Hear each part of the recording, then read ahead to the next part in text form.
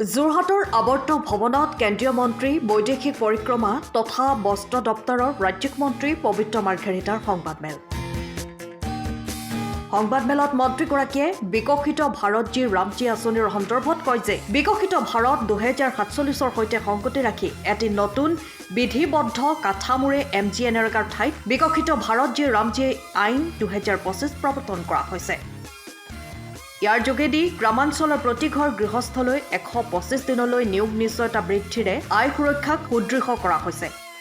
অনহাতে নিয়োগৰ লগতে ই 4টা অগ্ৰাধিকাৰ ক্ষেত্ৰৰ জৰিয়তে শক্তিশালী আৰু বহনক্ষম আন্তঃগাঁথনি গঢ়ি তোলাটো গুৰুত্ব আৰোপ কৰিছে। সেইবোৰ হৈছে জল সুৰক্ষা, মূল গ্ৰামীণ আন্তঃগাঁথনি, জীৱিকা সম্পৰ্কীয় আন্তঃগাঁথনি আৰু অতি বেয়া বতৰকো চম্ভালিব পৰা বিশেষ কাম। এই সকলো সম্পদ বিকশিত ভাৰত ৰাষ্ট্ৰীয় গ্ৰাম্য আন্তঃগাঁথনি ষ্টেকত একত্ৰিত কৰা হয়, যাৰ ফলত এক সংহত আৰু সমন্বিত ৰাষ্ট্ৰীয় উন্নয়ন কৌশল নিশ্চিত হৈছে। নতুন আঁচনিখনে উৎপাদনশীল সম্পদ সৃষ্টি, অধিক আয় আৰু উন্নত স্থিতিস্থাপকতাক প্ৰসাৰিত কৰি গ্ৰামীণ অৰ্থনীতিক শক্তিশালী কৰিব বুলি মন্ত্ৰীগৰাকীয়ে মত পোষণ কৰে।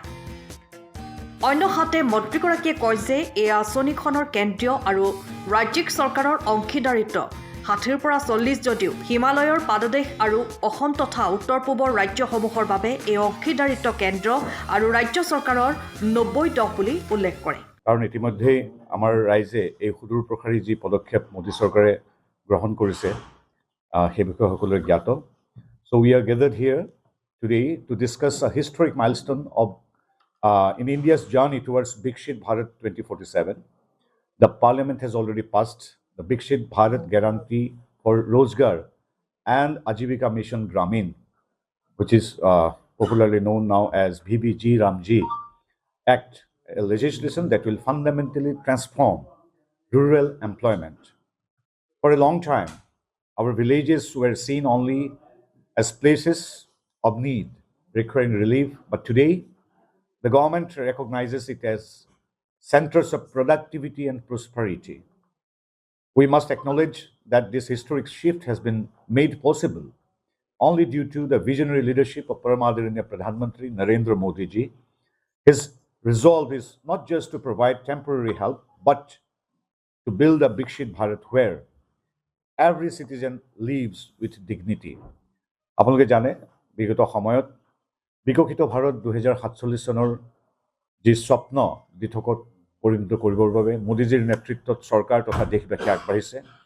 তাৰ লগত এক নতুন বিধিবদ্ধ কাঠামোৰে MGNREGAৰ ঠাইত বিকশিত ভাৰত ৰামজী আইন 2025 প্ৰৱৰ্তন কৰা হৈছে।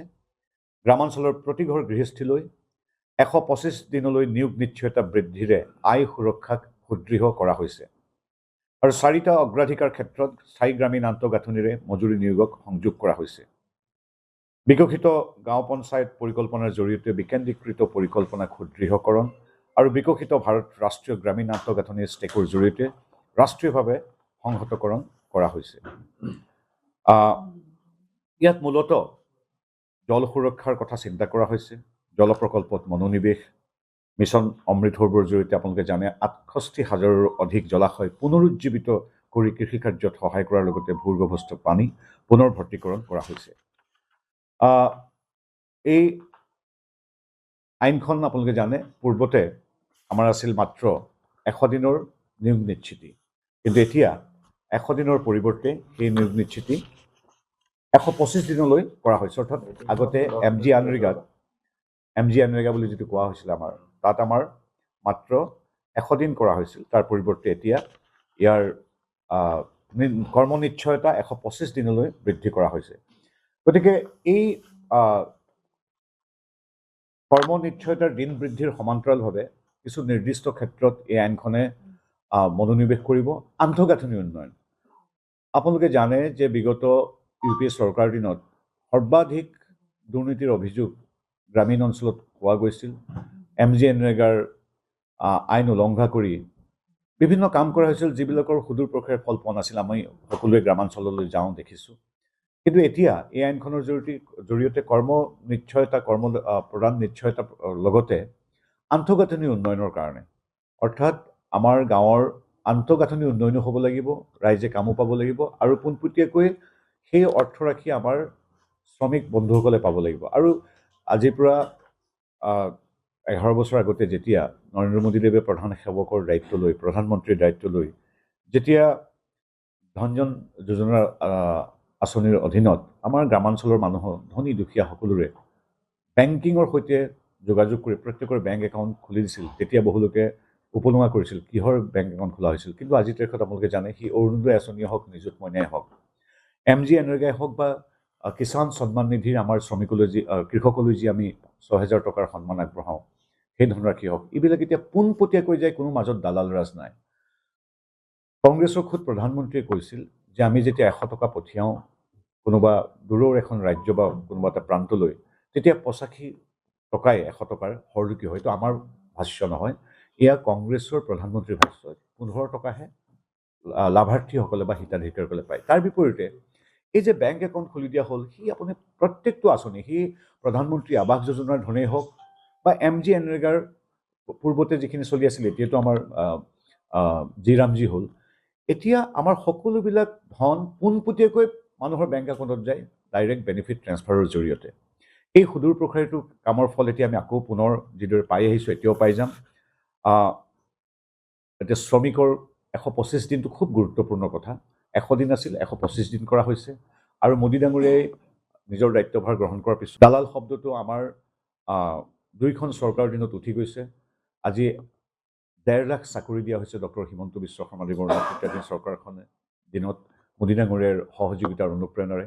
ক'ৰবাত কোনোবা এটা বিতৰ্ক আমি শুনা নাই, কোনো এটা কেছ নাই, কোনো এখন তামোল খোৱাৰো উপঢৌকন দিয়াৰ কোনো নজিৰ নাই। গতিকে এই দালাল ৰাজ সম্পূৰ্ণৰূপে বন্ধ। আৰু এতিয়া আমাৰ বিকশিত ভাৰত জি ৰামজী জৰিয়তে যিখিনি আমাৰ শ্ৰমিকৰ পাৰিশ্ৰমিক দিয়া হ'ব, সেয়াও পূৰ্বৰ দৰে পোনপটীয়াকৈ তেওঁলোকৰ একাউণ্টত জমা হয়, কোনো ধৰণৰ মাজত দালাল নাই। 125 দিন বৃদ্ধি কৰাটো এতিয়া ঐতিহাসিক এটা পদক্ষেপ হৈছে। 125 দিনৰ লগতে আন এটা আটাইতকৈ গুৰুত্বপূৰ্ণ দিশ হ'ল যে পুনৰবাৰ উল্লেখ কৰিছোঁ, গাঁৱৰ আমাৰ আন্তঃগাঁথনি উন্নয়নৰ বাবে এই শ্ৰম, এই ধন বিনিয়োগ কৰা হ'ব। আৰু নিৰীক্ষণ খুব গুৰুত্বপূৰ্ণ কথা, কাম কেনেকৈ হৈছে আৰু ই বিকেন্দ্ৰীকৃত ৰূপত হ'ব। অৰ্থাৎ কেৱল আমোলা বিষয়াই যে নিৰীক্ষণ কৰিব সেইটো নহয়, কি কাম হৈছে, ক'ত হ'ব, কেনেকৈ হৈছে, মানুহে ধন পাইছে নে নাই পোৱা, সেই গাঁও সভাখনক অধিক শক্তিশালী কৰি তোলা হ'ব। অৰ্থাৎ সেই গাঁও সভাৰ আমিও এজন ৰাইজ হিচাপে সদস্য হ'ব পৰা আমাৰ সাংবাদিক বন্ধুসকল আছে বা যি অনুষ্ঠান চাই আছে তেখেতসকল। অৰ্থাৎ ইয়াৰ আটাইতকৈ গুৰুত্বপূৰ্ণ কথাটো হ'ল যে গাঁৱৰ ৰাইজে নিজেই সিদ্ধান্ত ল'ব ক'ত কি হ'ব, আৰু গাঁৱৰ ৰাইজে নিজেই ক'ব যে এই পথটো যে 1 লাখ টকা যে কৰা হৈছে, ইমান শ্ৰমিকেহে দেখোন কাম কৰিছিল, ইয়াত 1 লাখ টকা হৈছে জানো খৰচ। সেই নিৰীক্ষণৰ যিটো শক্তি, সেই শক্তিটো বিকেন্দ্ৰীকৰণ কৰি আমাৰ ৰাইজৰ হাতলৈ যাব। এইটো আমোলা বিষয়ৰ মানে এনেকুৱা ফাইলৰ ভিতৰত আবদ্ধ এটা বস্তু নহয়। আৰু আগতে দেখিছিলোঁ যে কংগ্ৰেছৰ দিনত কি হয়, বোলে কি হ'ল, এটা হেৰি খান্দি দিয়া হওক, কংগ্ৰেছৰ দিনত এনেকুৱা ঘটনা ঘটিছে আমাৰ অসমতে, এটা পুখুৰী খান্দি দিয়া হওক, তাত মাছ পুঠি পোহা হ'ব। তাৰপিছত আকৌ কংগ্ৰেছৰ নেত্ৰীসকলে তাত কি কৰিছিল যে নহয়, ইয়াত বোলে গৰু ছাগলী পৰি হেৰি হৈছে, মৃত্যু হৈছে, এইটো পুতি পেলোৱা হওক। ফাইলতে খন্দা হ'ল, ফাইলতে পুতি পেলোৱা হ'ল, অৰ্থাৎ মাটি ভাগি থাকিল। তেনেকুৱা ধৰণৰ নজিৰো হৈছিল। কিন্তু এতিয়া তেনেকুৱা নহয়। ইয়াৰ নিৰীক্ষণ কৰিব আমাৰ মোদী ডাঙৰীয়াৰ বিগত 11 বছৰৰ দৰেই যিটো আৰু অধিক শক্তিশালী কৰিছে। নিৰীক্ষণৰ গাঁও সভাক শক্তিশালী কৰা হৈছিল নৰেন্দ্ৰ মোদীদেৱে দায়িত্বভাৰ গ্ৰহণ কৰাৰ পিছতেই। এতিয়া সেই যিটো গ্ৰাম সভাৰ শক্তি আৰু বৃদ্ধি কৰা হ'ব, কিছু সিদ্ধান্ত গাঁওবাসীয়ে ল'ব যে ক'ত হ'ব। আমাক এতিয়া এই পথটো নিৰ্মাণ কৰিব লাগে, নে আমি বোলে জলাশয়টো, আমাৰ গাঁৱত বৃহৎ জলাশয় এটা মেটেকা বা পানী বিভিন্ন ধৰণৰ জাঁজিৰে আৱৰ্জনাৰে পোত খাই আছে, আমি পুনৰুজ্জীৱিত কৰোঁ। সেই সিদ্ধান্ত গাঁৱৰ ৰাইজে ল'ব, গাঁৱৰ ৰাইজে প্ৰস্তাৱ আগবঢ়াব। গতিকে এই কথাটো খুবেই গুৰুত্বপূৰ্ণ। আমাৰ জানে যে জলশক্তি বা জলসম্পদৰ উন্নয়ন আমাৰ চৰকাৰৰ এটা গুৰুত্বপূৰ্ণ দিশ। গতিকে এই কথাটোৰ উপৰিও আন্তঃগাঁথনিৰ উন্নয়নত আমাৰ বিশেষভাৱে এই আঁচনি গ্ৰহণ কৰা হৈছে, এক্ট হিচাপে ইতিমধ্যে গৃহীত হৈছে। এতিয়া সামাজিক আৰু কাৰ্যক্ষমতা মূল্যায়নে পুৰণি ব্যৱস্থাটোত থকা যি অন্তৰ্নিহিত গাঁথনিগত ত্ৰুটি আছিল, বিচ্যুতি আছিল, সেইবিলাক এইখনে সম্পূৰ্ণৰূপে নাইকিয়া কৰি পেলাব। এতিয়া কথা হ'ল যে সময়ৰ সৈতে আমি সলনি হৈ আহিছোঁ বিকশিত অসম বিকশিত ভাৰতৰ স্বপ্ন যিদৰে অসমবাসী দেখিছোঁ এইটো আৰম্ভ হৈ গৈছে কাম কাৰণ এক্ট হিচাপে ইতিমধ্যে যিহেতু আৰম্ভ হৈছে এতিয়া কামখিনি সমগ্ৰ দেশজুৰি আমি শ্বৰ্ট ফৰ্মত কওঁ VB অৰ্থাৎ বিকশিত ভাৰত বিকশিত ভাৰত জি ৰামজী এক্ট গতিকে ইয়াৰ কাম ইতিমধ্যে আৰম্ভ হৈছে এতিয়া MGNৰেগা নাথাকে এতিয়া ইতিমধ্যে স্বীকৃত হোৱাৰ পিছতেই আইনলৈ পৰিণত হোৱাৰ লগে লগে পূৰ্বৰ MGNৰেগা আজিৰ তাৰিখত VB জি ৰামজী নামলৈ ৰূপান্তৰিত হৈছে আইন হিচাপে আছিলে এতিয়া পুনৰ আইন কৰি সেই নাম আৰু যিটো কাৰ্যপন্থা তাৰ ভিতৰত যিবিলাক ষ্ট্ৰেটেজি আছিল সেইবিলাক সম্পূৰ্ণ আঁতৰি কৰি তাত যাতে একেবাৰে দুৰ্নীতি নহয় ইয়াত কি কাৰণে এইখন সলনি কৰাৰ প্ৰয়োজন কি আপোনালোকে প্ৰশ্ন সুধিছে যে এতিয়া MGNৰেগাখন বিকশিত ভাৰত সময়ৰ খবৰ সময়ত পাবলৈ ফ'ল' কৰক টাইম অফ আছাম